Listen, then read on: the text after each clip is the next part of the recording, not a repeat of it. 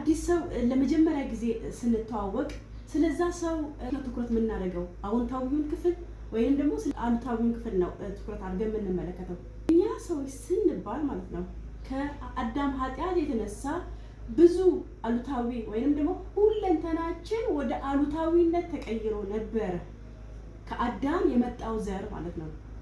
ስለዚህ እያንዳንዳችን ጋር ማለት ነው እኛንም እኔንም ሁላችንንም ጨምሮ አሉታዊ የሚባል ዘር ወደ ውስጣችን ገብቷል ማለት መልካሙን ነገር እንፈልጋለን፣ ግን መልካሙን ማድረግ እንዳንችል ሆነን ነገር ግን የማንፈልገውን አሉታዊ ነገር ምናደርግ ወይም ደግሞ ምናንጸባርቅ ሰዎች እንድንሆን ተደርገናል። እንደዚህ ሆነን ሳለን የራሳችንን እንረሳና ሌላውን ሰው በምንመለከትበት ጊዜ አሉታዊውን ነገር ከዛ ሰው ለማየት አንታገስም። የሚገርማችሁ ትዕግስት የለንም። ከዛ ሰውየው ላይ አሉታዊውን ነገር አንድ ሰው ላይ አሉታዊ ነገር በምንመለከትበት ጊዜ ሰውየውን እንነቅፈዋለን፣ እንኮንነዋለን። ስለ ሰውየው መልካም አስተሳሰብ ሊኖረን አንፈልግም። ቦታም በህይወታችን ከኛ ጋር ባለው ሁኔታ ልንሰጥ አንፈልግም። ግን መልካምን ነገር ለማየት የሚወድ ይላል ደግሞ መጽሐፍ ቅዱስ ሲናገር። ስለዚህ ምርጫ ነው ማለት ነው።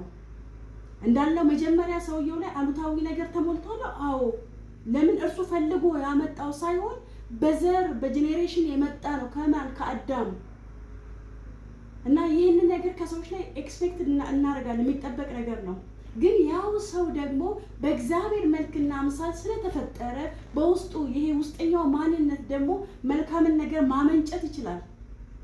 ስለዚህ ያ መልካሙን ነገር ስለሚያመነጭ እኛ የውጭውን ማንነቱን ይሄ በአዳም የመጣውን የላይኛውን ማንነት ትተን ማለት ነው ያ ውስጠኛውን በእግዚአብሔር መልክና አምሳል የተፈጠረው ማንነት ከዚያ ሰውዬ ውስጥ ለማውጣት መሄድ እንችላለን።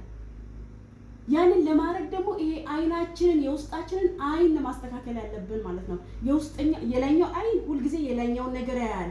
ስለዚህ የሰውየውን የዛን የምናገኘውን ሰው የሴትዮዋን አሉታዊውን ፓርት ፈልጎ ያወጣና ስለ ሰውየው አሉታዊ ነገር ይሰብከናል ማለት ነው።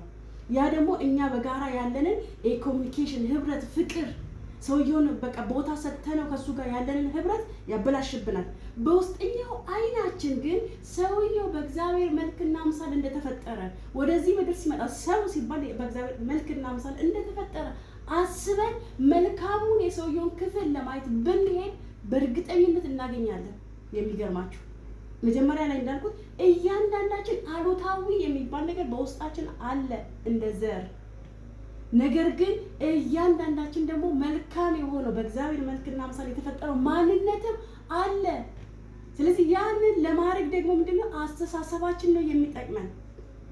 በአስተሳሰባችን ምን ብለን ስናስብ ሰውየው ምንም ይሁን ምን መልካም ነገር ስላለው አሉታዊውን ማየት ይቺ እኔ ከዚህ ሰው ላይ ያን መልካሙን ክፍል በጎነቱን፣ ፍቅሩን፣ ቸርነቱን፣ የዋህነቱን በእግዚአብሔር መልክና አምሳል የተፈጠረ መሆኑን ያንን ክፍሉን አይለታለው።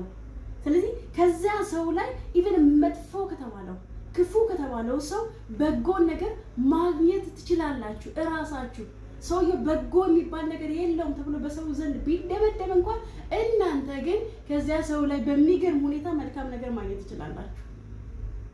መልካም ነገር፣ የሚጠቅም ነገር ሰውየው እናንተ ጋር ሲሆን በፍቅር ነው እናንተ የሚያናግራችሁ። ለእናንተ ሲሆን መልካም ነው የሚመልስላችሁ። ለእናንተ ሲሆን ስጦታን የሚሰጣችሁ ነው። ለእናንተ ሲሆን ይሄ ሰው ቸር የሚባል ሰው ነው ሆኖ የምታገኙት። እንዴት ሆነ ካለ እናንተ ራሳችሁ ከሰውየው ላይ የምትፈልጉትን አውጥታችኋል። ዊዝድሮ ያደረጋችሁት በጎነቱን ነው፣ መልካምነቱን ነው። እና በሌላ መልኩ ምን እንደሚሆን ታውቃላችሁ? እንዲህ ሲሆን ኢቭን ሰውየውን እንረዳዋለን። እንደምታስበው ነው ይላል እኮ። ኢቭን ስለ ሰውም እኮ ነው። ስለ ሰውየው መጥፎ የምታስብ ከሆነ መጥፎውን ነገር ነው ሃርቨስት የምታደርገው። ስለ ሰውየው በጎ ነገር የምታስብ ከሆነ በጎነቱን ነው ሃርቨስት የምታደርገው። ምርጫ ነው ማለት ነው። አስተሳሰባችን ምርጫ ነው፣ ንግግራችን ምርጫ ነው።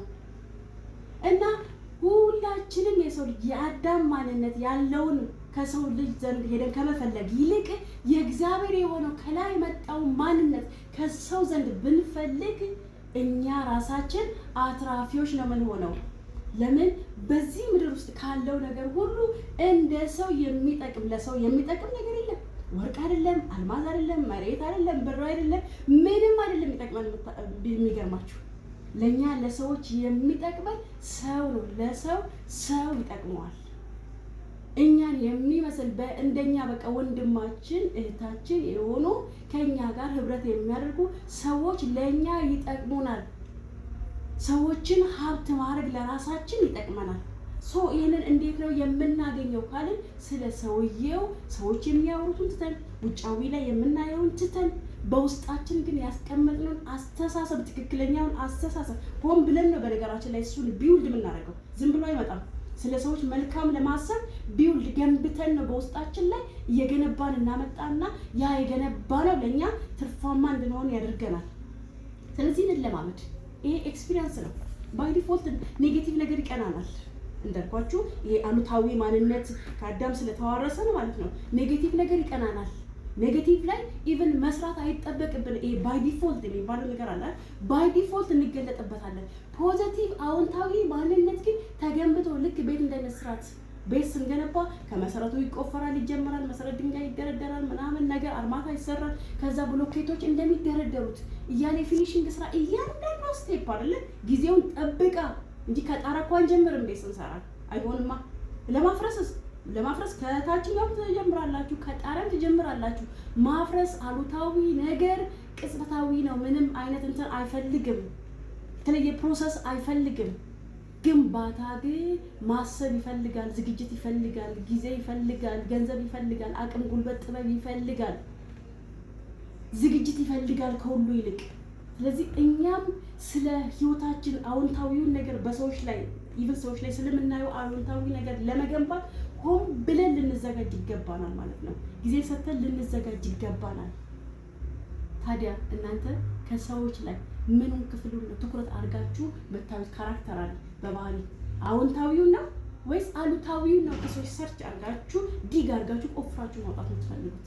አዎንታዊውን ስታወጡ ለእናንተው ራሱ ስለሚጠቅማችሁ አዎንታዊ ላይ ለማተኮር ለራሳችን እንወስናለን።